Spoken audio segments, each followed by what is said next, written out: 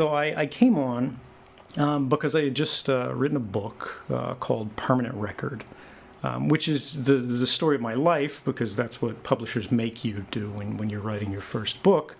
But it's more than that, because I didn't just want to talk about me. It's actually about the changing of technology and the changing of government in this sort of post 9/11 era, which, you know, our generation just sort of happened to be growing up during. And I was at the CIA and the NSA and all this stuff. But the day that the book came out, the government hit me with a lawsuit.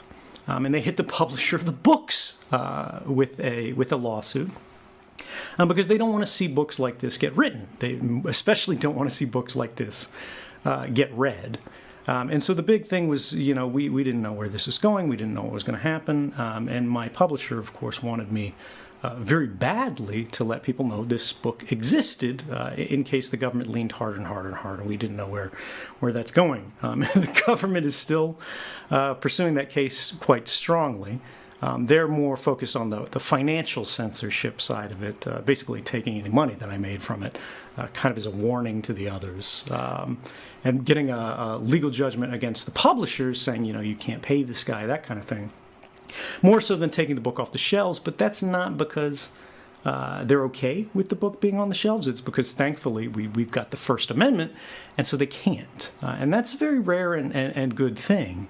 But anyway, in the context of that, they were like, well, what about Joe Rogan? And, you know, I'd heard about you at this point, but, you know, the only thing that I had really seen, that I really understood, had familiarity with, was like you talking to Bernie Sanders, which, by the way, I very much appreciated hearing that, because a lot of people don't give the guy time to talk. Yeah, to hear him in those sound bites, you don't really get an understanding of who he actually is.